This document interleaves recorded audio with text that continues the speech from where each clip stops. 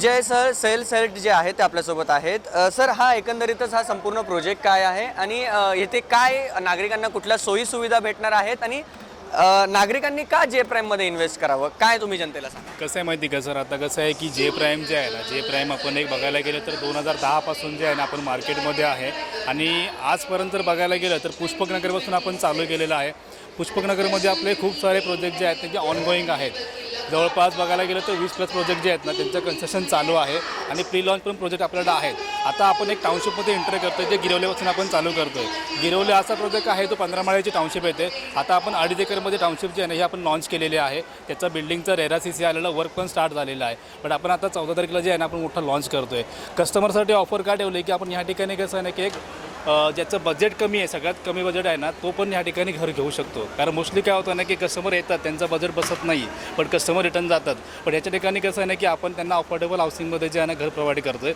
छोट्यापासून म्हणजे बघायला गेलं तर 1 RK 1 BHK 2 BHKमध्ये आपल्याला व्हेरियंट अवेलेबल आहे त्याच्यामध्ये। आता ह्या ठिकाणी कसं आहे माहिती आहे का, आपण जे आहे ना की 1 BHK जर बघायला गेलं तर आपण एक 32 लाखापासून 36 लाखापर्यंत जो आहे ना आपण 1 BHKची प्राइसिंग ओपन करतो आहे। अजून कसं आहे ना की हा प्रोजेक्ट जो आहे ना आपण 14 तारखेला लॉन्च करतो आहे, मोठा प्रोजेक्ट आपला 14 फेबला जो आहे ना मोठा लॉन्चिंग असल्यामुळे जो आहे ना एक बजेट सेगमेंट बोलतो ना आपण, 30 लाखाचा ज्याचा बजेट आहे तो थोडाफार स्टेज करून 32पर्यंत येऊ शकतो, किंवा 35चं बजेट आहे त्याला मोठं घर पाहिजे विथ ॲम्युनिटीज पाहिजे, त्या ठिकाणी हा त्यांच्यासाठी जो आहे ना आपण जे प्राईमचा प्रोजेक्ट जो आहे आपला जो आहे ना एकदम सुपर मस्त प्रोजेक्ट आहे जो आहे ना की मार्केटमध्ये आपण पहिल्यांदा घेऊन आलो आहे। आणि कसं आहे ना की प्रायझिंग पण त्या ठिकाणची जे आहे ना त्यांच्यासाठी आपण एक चांगली प्रायझिंग ठेवलेली आहे विथ ऑल बँक जे आहेत ना आपले, तसं बघायला गेलं HDFC म्हणा किंवा SBI म्हणा, ॲक्सिस म्हणा, ICICI म्हणा, ह्या बँकेकडनं आपण FA वगैरे दिलेलं आहे। ज्यांचं लोन बसत नाही त्यांच्याकडून फायनान्स थ्रू आपल्याला ऑप्शन अवेलेबल आहे, चांगले सारे ऑप्शन त्यांच्यासाठी आपण ठेवलेले आहेत। आणि विथ ॲम्युनिटीज बघायला गेलं तर याच्यामध्ये कसं आहे ना की स्विमिंग पूल सोडला ना तर बाकी सगळ्या ॲम्युनिटीज आहेत, बट स्विमिंग पूल पण आपण देतो आहे।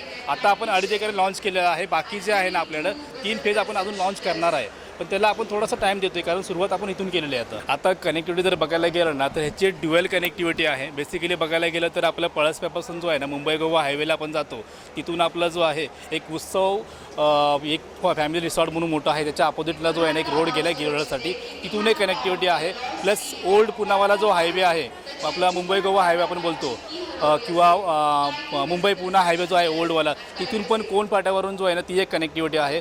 अपकमिंग आपलं स्टेशन जे आहे ना आता या ठिकाणी एक बोलतो की आपलं मुंबई गोवा ट्रेन लाईन जाते, जी आपली रेल्वे लाईन जी आहे त्या ठिकाणी एक सोमाटणे स्टेशन म्हणून जो आहे ते आता एक वर्केबल होणार आहे। आपलं एक पकडून झालं एक 2 ते 3 वर्ष त्या ठिकाणी लोकल स्टेशन चालू होऊन जाईल। ते तिथून एक हार्डली 5 मिनिटाच्या अंतरावरती जे आहे ना ते स्टेशन असेल।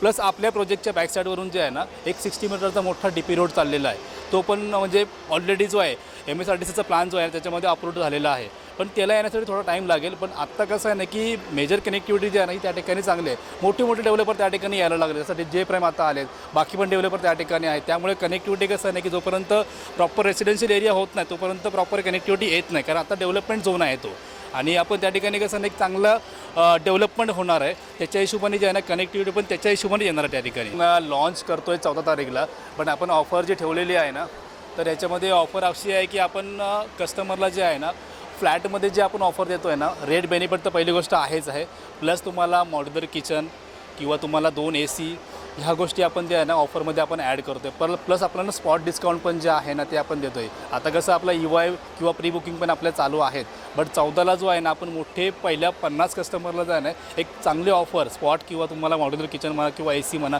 ह्या साऱ्या गोष्टी ज्या आहेत ना आपण त्यांना कस्टमरला ॲज अ बेनिफिट म्हणून जो आहे ना त्यांना आपण करून देतो आहे। लेटेस्ट अपडेट्स और ताजा तरीन खबरों के लिए TV वन इंडिया लाइव को सब्सक्राइब कीजिए और नोटिफिकेशन पाने के लिए बेल आइकॉन को दबाना मत भूलिए।